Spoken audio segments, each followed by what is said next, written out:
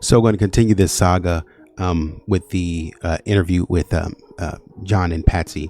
And we were talking about it a little bit last time about the fact that they took the lie detector tests and did Burke, and doing a little bit of research. Of course, we showed that Patsy and John did take lie detector tests. They took two. The first ones were inconclusive, and the second one they passed when it came to the question of were you involved with John Benet's death. But the thing about it was that I'm seeing what I found online is that they took it 4 years later, like, or something like that. I could be wrong, but from what I'm seeing, they took it a while later. They weren't necessarily straightforward. And I can't find, and again, I could be wrong, I can't find where Burke ever took one.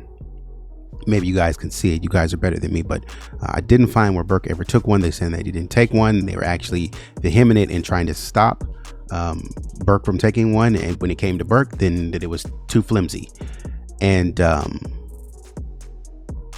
this is sort of, I feel like it's in a sense, because you can't force people to take a polygraph test, but I feel like in some way, shape or form that this is interference with an investigation. You guys are putting up an affront to stop every single opportunity that the cops can come in and solve this mystery by standing in the way. That's cover up to me, man. You guys got something going on that you're not trying to show nobody. Back at each other. The Answer when 2020 continues.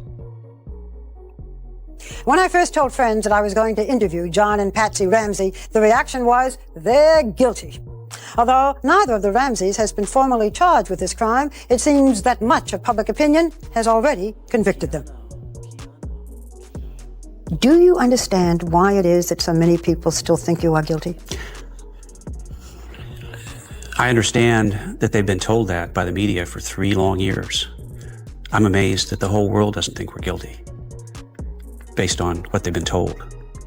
Let me go through some of the major reasons why people feel you were guilty. The beauty pageants. If we had only seen pictures of John Benet in little jeans and a t-shirt, there might not have been the same feeling. But what we saw in still photographs and in videos was a child dressed like an adult, very suggestive in many of these pictures, lipstick, mascara, moving around on the stage on these beauty pageants.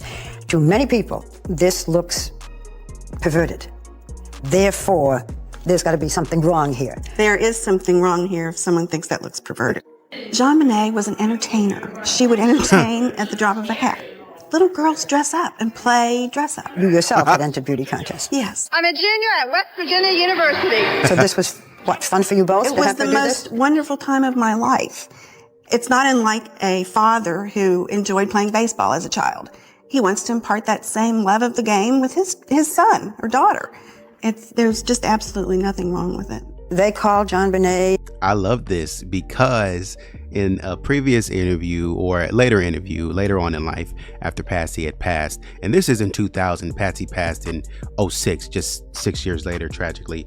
But John had mentioned this, and he had kind of, and I talked about how it kind of seemed like there was some convincing that had to go on, because John talked about how some people, John talked about himself, how, he thought that some people are forcing their kids to do certain things and they're living through their kids.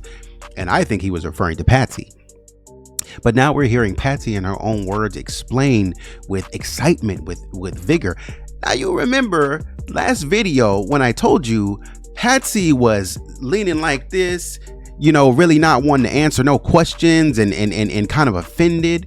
But now when I ask you, because there's a restriction there to watch what I say.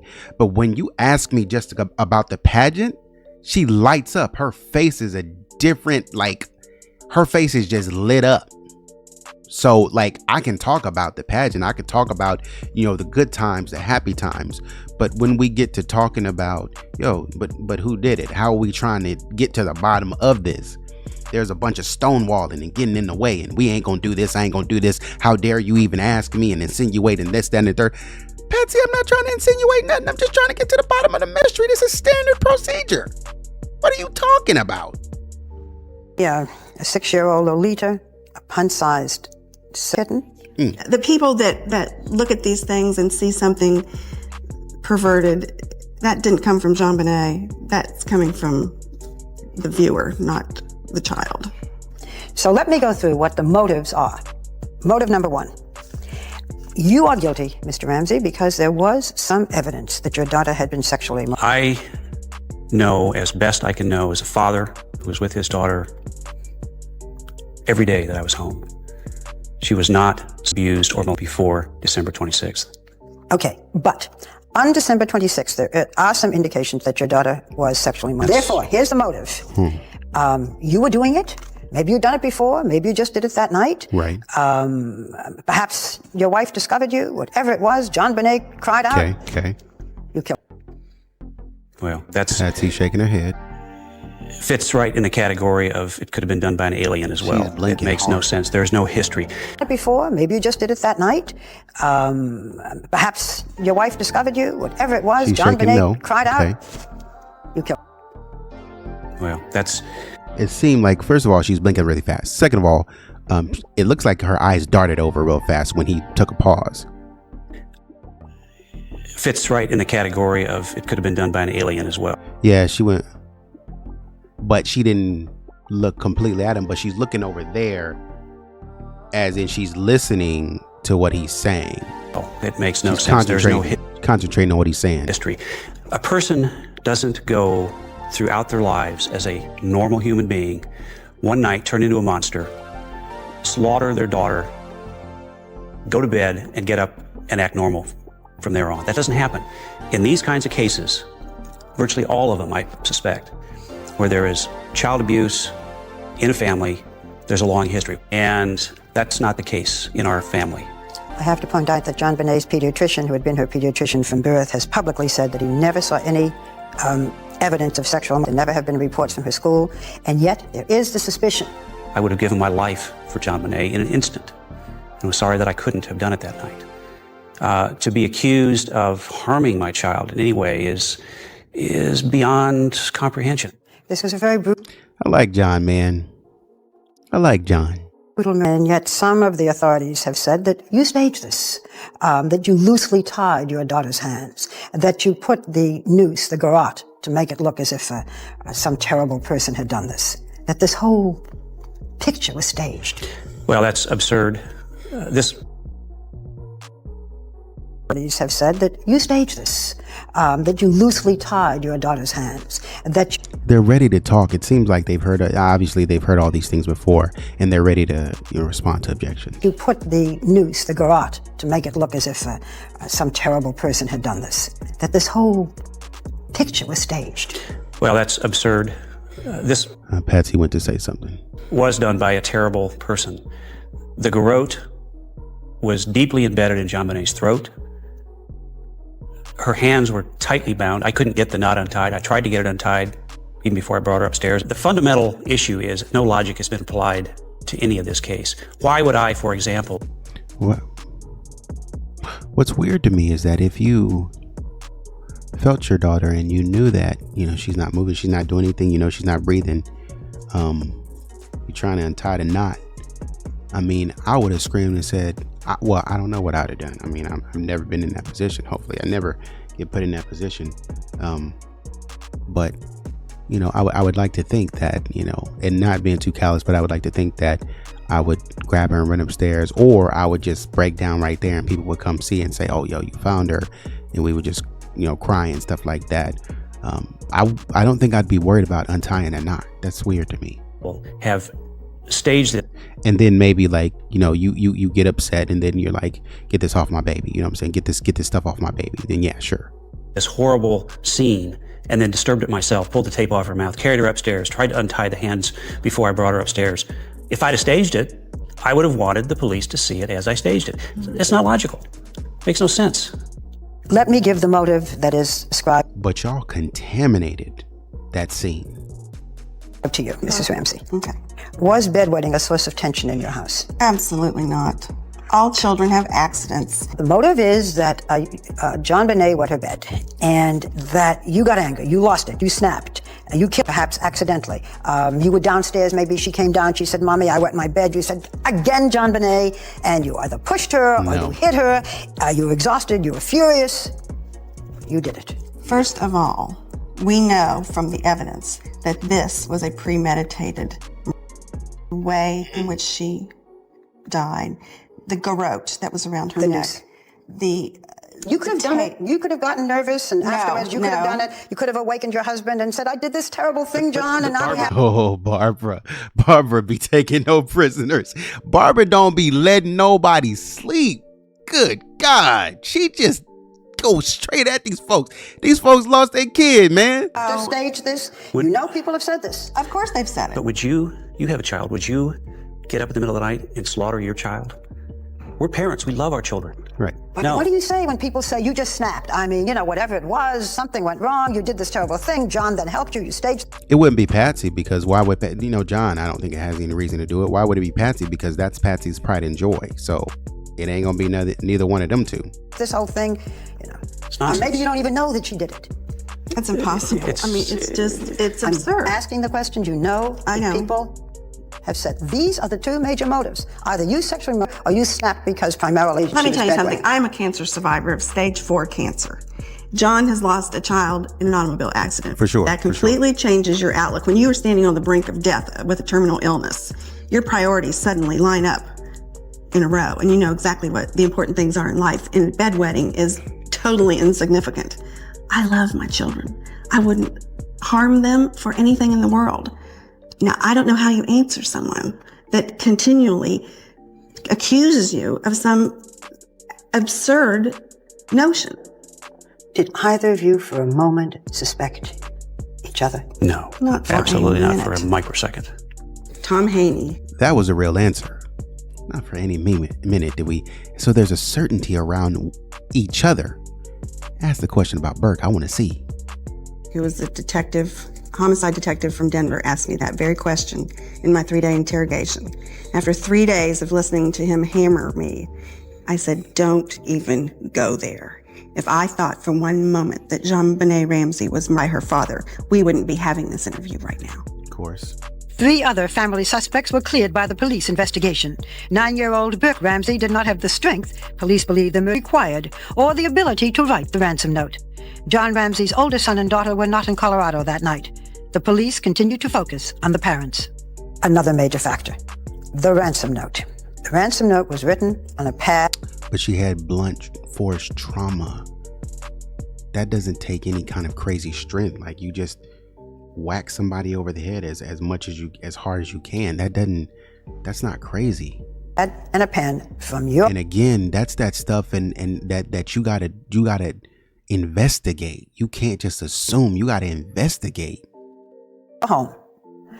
And the question is, if the intruder was planning to write a note, why wouldn't he or she have brought their own pad and paper? They knew that the less they brought in the house, the better. But they planned to write a note Apparently. before or after the crime? I think the note was written before the crime was committed. What has thrown great suspicion on you, Mrs. Ramsey, as you know, is that some handwriting experts have said that there's a similarity between the writing on this note and your handwriting. This has been inconclusive, but the similarity of the handwriting is the strongest piece of evidence implicating you.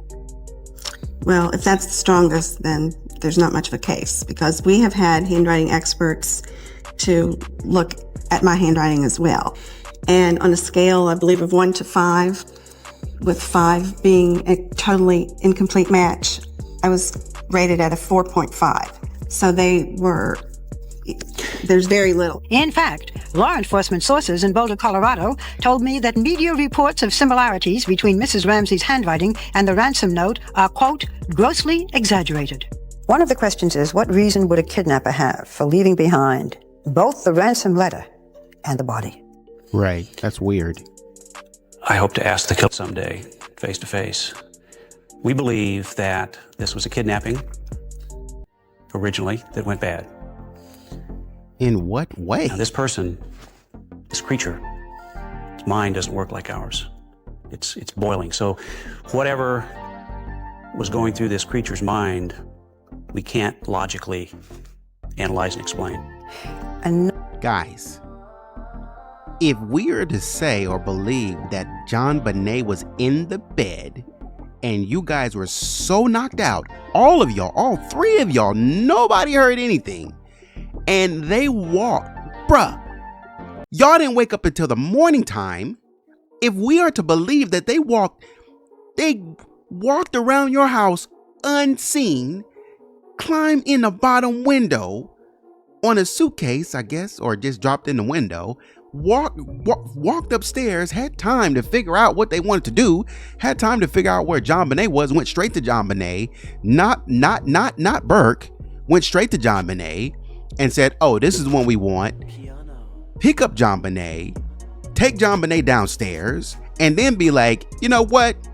They need to know somebody was here. Let's write a letter. And to sit down and write a 2-page letter while John Bonet was just sitting there like, all right, I'm just gonna wait for y'all to kidnap me. Anytime y'all get ready to finish this kidnapping, let's do it. And then be like, all right, I'm about to get a bag. I'm about to get 118 grand or more, whatever. And then to take her downstairs in the basement and be like, you know what? I don't want to do this anymore, but I can't let you get away. So therefore, I'm just going to do this and walk out. I'm just going to do my little da-da-da-da and walk out and escape. But this time, I'm going to get a suitcase and climb out so I can. And then I'm going to lay her neatly and I'm going to tie her up. If you had enough time to hold her steady and leave her right there while you wrote a ransom note and she sat there and was quiet, why would I need to tie her up in the basement? She is clearly cooperative. That don't make no sense. Another indicator of your possible guilt to the police and the FBI is time. It said that only you two had the time and the opportunity to commit the noose, this garrote, carry the top child downstairs, write a 2.5-page ransom note without the fear of being detected. Correct. If it were an intruder, this intruder would be afraid that you would wake up, that Brooke would wake up. And yet, all this time, this takes time. We believe that this came into our home while we were gone, waited, was there when we returned. Waited hours. Waited hours. Had plenty of time to write a ransom note. When you were asleep. When we were asleep, or perhaps before we even came home. We would have been gone for 3 to 4 hours. That is ample time to find their way and learn their way around the house. And be in the house when you returned? What's that got to do with the price of tea in China? It don't matter when they got there. We're talking about when y'all went to sleep. Whatever they did, they lied in wait. Whatever they did, I'm talking about what happened after y'all went to bed. Man, look, I've gone on too long. I'm gonna come back on the next video. That's the video. But this is getting so convoluted, and this is what I'm saying when I say, like, there's a it's like you're contaminating everything. Like, you're sending people over here and over there. You're sending people in different stupid directions that ain't got nothing to do with nothing. Like, we're talking about nothing. And this is what a cover-up sounds like when you lead people all kinds of different directions. So anyways, I'm going to catch you on the next video. But until then, take it easy.